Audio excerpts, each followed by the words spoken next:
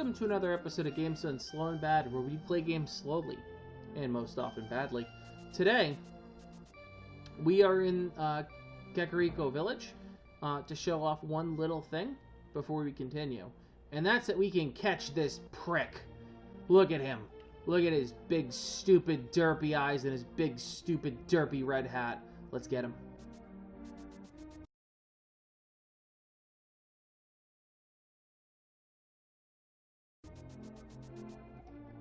I can't believe you caught me. With your speed, it must have been easy to kidnap Zelda.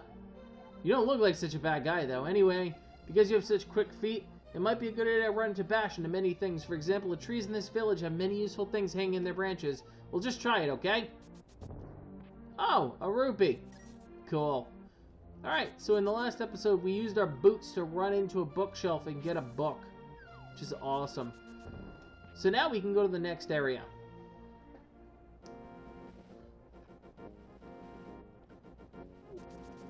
We also got a pendant of courage. The pendant of courage is the first step in us getting the Master Sword, which for anybody who's familiar with Legend of Zelda games is pretty much where it's at. We also got the bow. The bow was wonderful. Nobody can say anything bad about the D. It is a wonderful, wonderful item.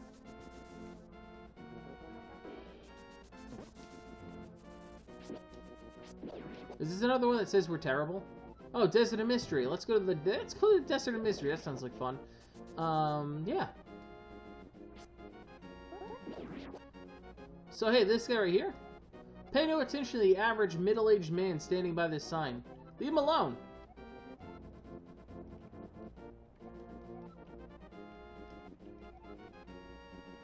No. No, I won't. I'll dash into him.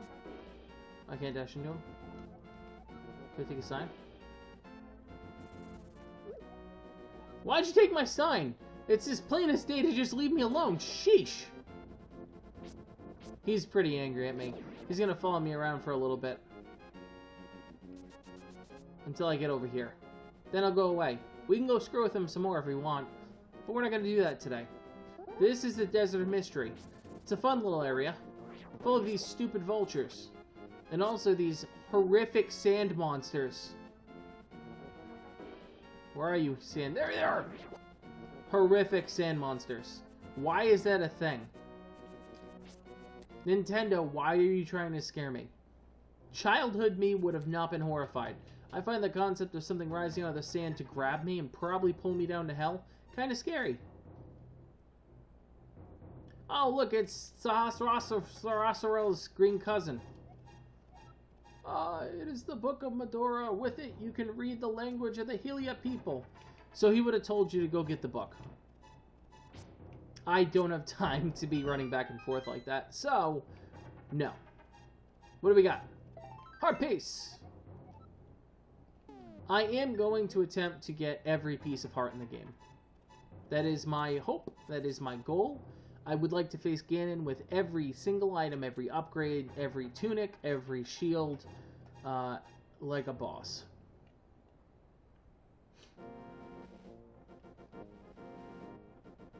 Alright. So, for those of you who have watched my Let's Play of Illusions of Gaia, you know that Nintendo has some sneaky religious motifs baked into it that were tried to localize out. This right here looks like absolutely garble. But when we use the Book of Medora to open the way to go forward, make your wish here, and it will be granted. Watch this. Is he making a wish or is he praying?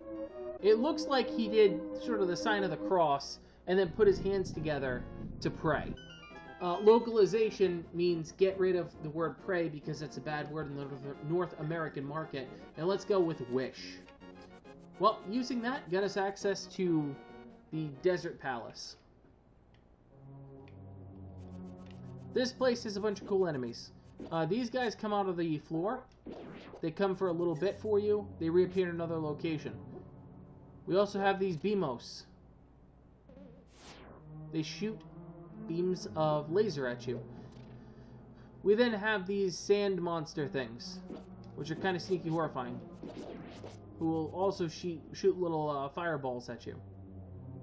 We have the return of our friends, the one-eyed Cyclops armored monsters of hell.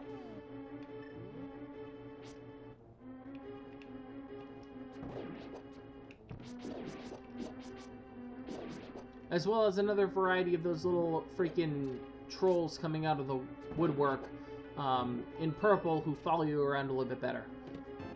And now we have a map. Let's take a look at this dungeon. This dungeon's cool. It's a square, and I know that's generally not super cool, but it actually has a second piece of it that we're going to get to in a little bit. And that second piece is what makes it really cool. The dungeon is actually accessible in two parts through the overworld.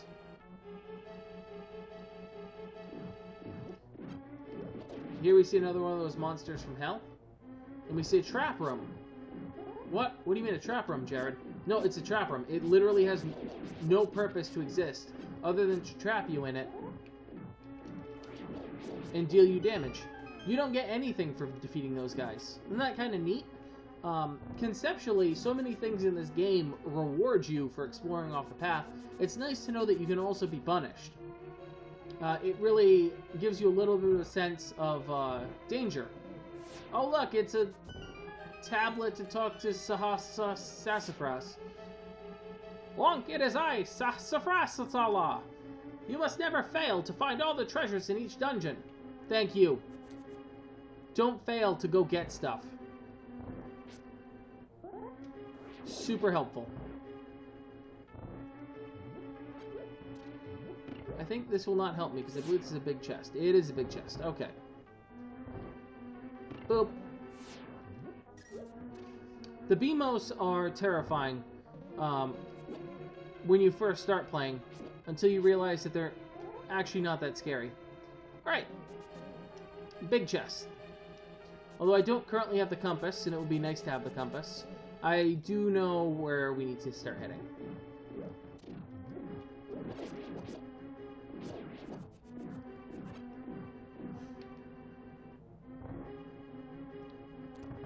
Alright.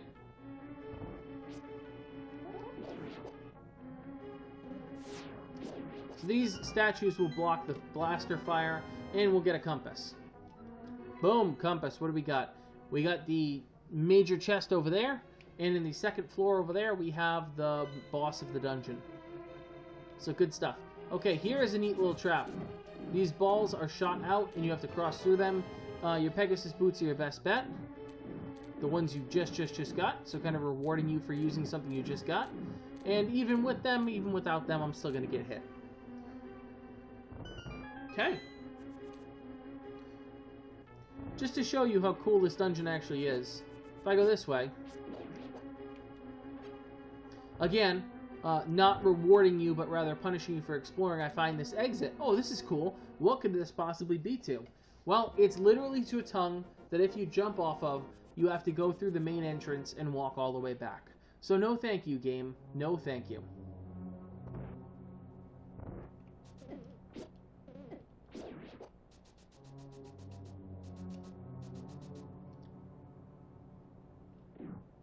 Alright, so by exiting and re-entering, all of the enemies respawn, which is kind of a pain. Kind of. We're going to use my tried and true strategy of running away like a little coward. My other strategy is actually hitting people with the sword. But why would I do that when I can just take gobs of damage for no reason? Gobs of damage is so much fun. From Barker Brothers. Alright. What do we get? What do we get? What do we get? Oh, mitt! Notice it kind of looks like the Power Glove. I believe that's the name from Nintendo, the old controller that was useful for like exactly 3 things. You can feel strength in both hands. You can pick up and carry stones now. Yay! So there's our treasure chest. Now we're going to head on out. So if you continue to explore this area, what you find, right, because we've explored most of it, is we need to go down.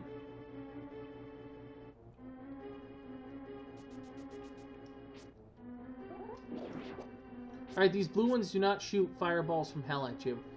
Fun fact. Oh, you bastard. Okay, this room right here. When I was younger, and I'm going to keep avoiding this BMOS by walking slightly back and forth.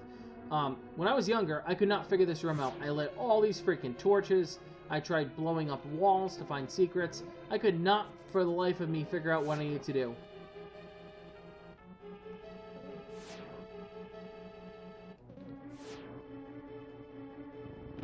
Yeah, that's all you need to do. But it doesn't tell you to do that. It doesn't give you a hint you need to do that.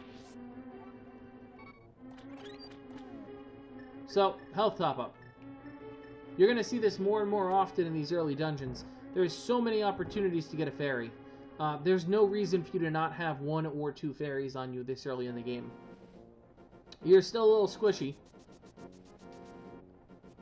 When you are doing this dungeon, make sure you make it to this ledge, because there is a piece of heart here. And if you're playing along at home, you're well on your way to 7 hearts. So we're going to pick up these number 8 rocks. For whatever reason, the pattern looks like a number 8. And we're going to get them out of the way using our power glove. Okay, so this is a cool part of the thing that I was talking about earlier. So this one's a little clearer because it gives you these 2 arrows, so you know you have to push something over here. You push that and it opens. That doesn't tell you, it doesn't highlight a different color, it doesn't do anything like that. Alright, these are my least favorite rooms in the entirety of the game.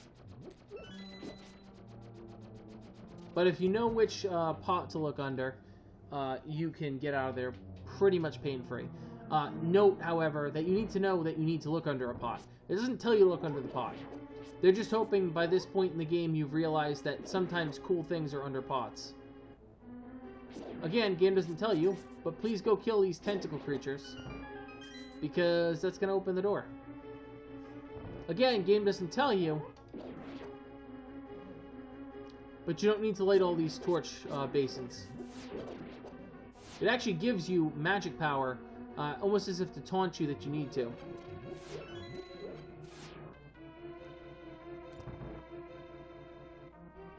Alright, again.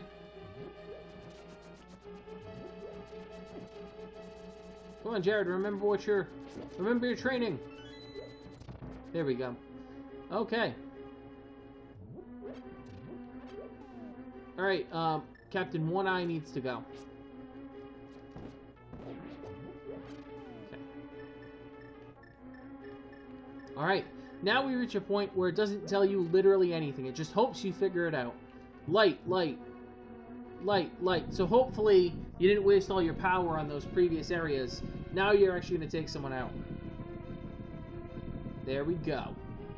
And it unhides the boss door. Now, the only other way you'd actually know that that's a thing is if you looked at your map and you saw that there was an extension of this room and the boss was right above it. So that's really your only clue.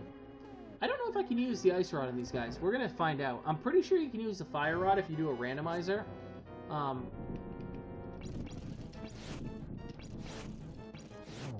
Oh yeah, we can. Sweet. Although I burnt through everything. So we're going to go back to the arrow strat.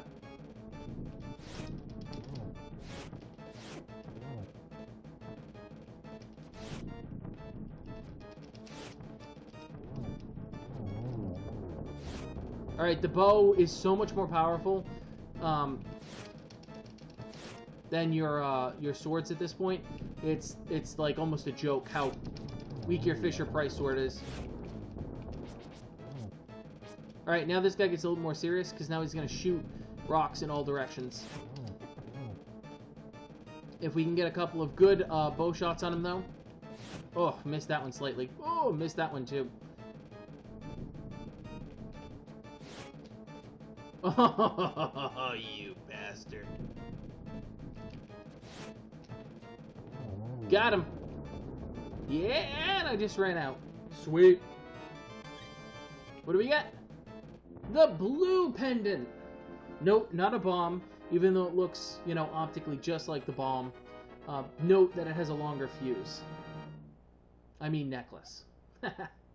You won the Pendant of Power. Your goal of finding 3 pendants is in sight. Go for the last one. Swing. Okay. So, fun little note. You technically could leave this dungeon after finding the lift glove and go after the final pendant. It's entirely possible. I don't know why you would. because it would mean leaving the area and then ultimately having to come back down to this godforsaken part of the map. But hey, now that we're here, the game is definitely telling me I should lift things up, because it's giving me a whole stack of things to lift up. What did we get? Well, now we're at the point where we're going to start finding things hidden under rocks. This one right here is just a center for rupees. And what is this guy? Check out the cave east of Lake Hylia. Strange and wonderful things live in it. Okay.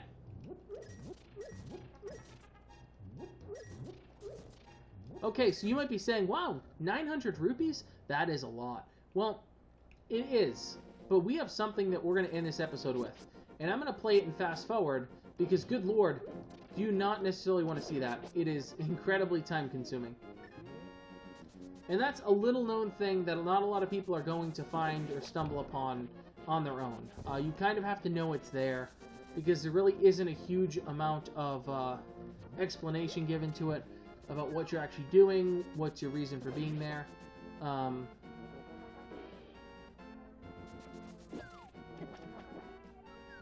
Do I not have Zora flippers? I thought I had Zora flippers. Oh. Well. Huh. I guess that makes sense. I haven't had the strength gloves, so I can't go get them. Oh, that's right. I've been playing A Link Between Worlds, and I just get the Zora, the equivalent Zora flippers there. Alright. I'll bite. We'll do that in between episodes. I'll just record one of the interactions so you don't have to see them all. Because, good lord, it takes a lot of time. But totally worth it. What we're about to do is actually fun, and if you're not familiar with the game, it's actually a huge benefit.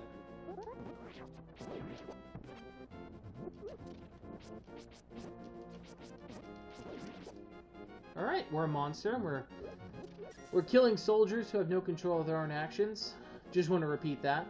It's worth noting. Hey, look, it's our friend, the Friendly Witch. Hi, Friendly Witch.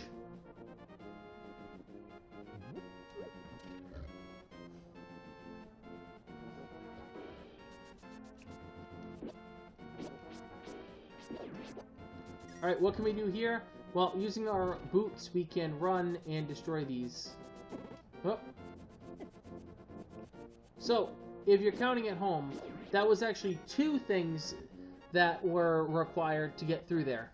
First, the Pegasus boots, in order to break those rock piles. Oh, those crabs. So, the Pegasus boots destroy the rock piles. The other item that you need is the strength gloves to lift the rock that's in the way. Okay, so this is Zora's domain. Zoras who ordinarily stay in the water and shoot fireballs at you because they're jerks are going to come out and screw with you. For no good reason whatsoever, other than they mustn't have much time on their hands. There are 3 paths. 1 path, 2 path, 3 path, and... well, 1 path, 2 path, and 3 path. I don't remember which one it is. I don't believe it's this one. And it isn't. Bottommost. So the top path leads nowhere. The middle path, both branches lead nowhere. The bottom path leads to where we need to go. And I need you guys to stop shooting at me! What did I do to you?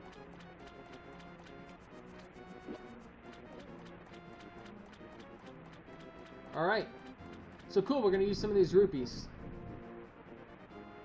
There we go. Wah! Wah! What do you want, little man? Do you have something to ask me? I want the flippers. Wah! But I don't give flippers away for free. I sell them for 500 a pair. Yeah, that's fine. Wah! 1 pair of flippers coming up. I'll let you use the magic waterways of the sea folk, which link lakes and rivers. When you see a whirlpool, dive into it. You never know where you'll surface. Wah! Actually, they're totally linked. Not only are they linked, you bought the Zora slippers. With these, you should be able to swim even in deep water. You probably could have learned to swim on your own, you loser. Fun fact about the whirlpools is they're actually hard-coded into the game. So where everything else is based on this engine, right, that builds the world? Yeah! The whirlpools are actually hard-coded. Meaning that if you try and use some hex editor to edit the game's code, you can't actually really do much with the whirlpools without breaking the game. You can change all sorts of other rooms, what's in chests, etc., etc. But if you try and change those whirlpools, man, you're in for it. Once I get rid of this guy, that's one of the whirlpools right down there. We'll go to that in a second for a reference. But one thing we can do very early on is walk into this waterfall right here and throw something in this mysterious pond. There's two things we want to do right now. One is the boomerang. I love the Boomerang, but I'm here to say goodbye, Boomerang. Hello there. Did you drop this? You can lie, and she chastises you for it. Or tell the truth. Yeah, I dropped it. I like an honest person. I will give you something better in return. Yeah, the magic boomerang! You can throw it faster and further! Also, it created a ton of lag in the original game. Okay, so then you have to walk out and walk back in. And what else can you do? Yeah, let's throw in an item. How about my Fisher Price shield?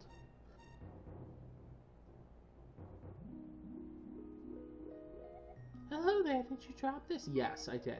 I like an honest person. Please continue to throw junk in my pool.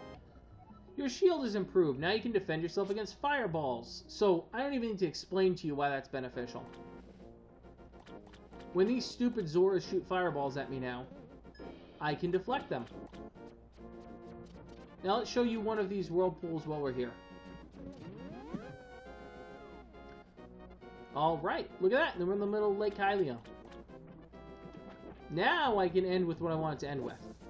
In this little island in the middle of Lake Hylia, there is this little hut here, and you can run up to the fountain, and it says the Pond of Happiness.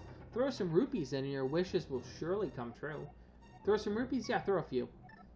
You only start with options for 5 and 20. We're going to start with 20. Happiness increased 20 rupees. In total, your happiness is 20. You become happier by 1 step. For reference, today will you have big trouble. Alright, so I crashed into a few times. It allows me to throw 20 more in. Your happiness is 40. You become happier by 1 step. For reference, today you will have big trouble. I don't know if that text actually means something or if it's a fortune cookie. Alright, 20. Take all of my money. A little luck.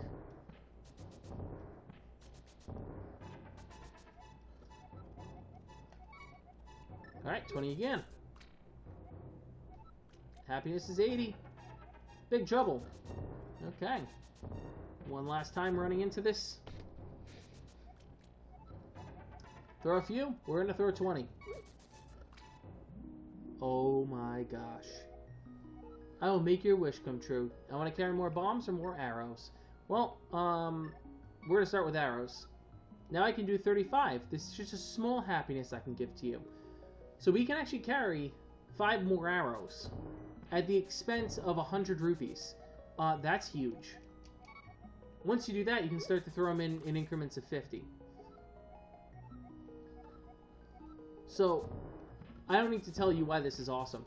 Now that I can throw them in increments of 50, I only have to do this nonsense 2 times to trigger the fairy to come back. And then she'll ask me what I want to do. I want arrows. Well, now I can carry 40 arrows. Good word. 40 arrows? Yeah.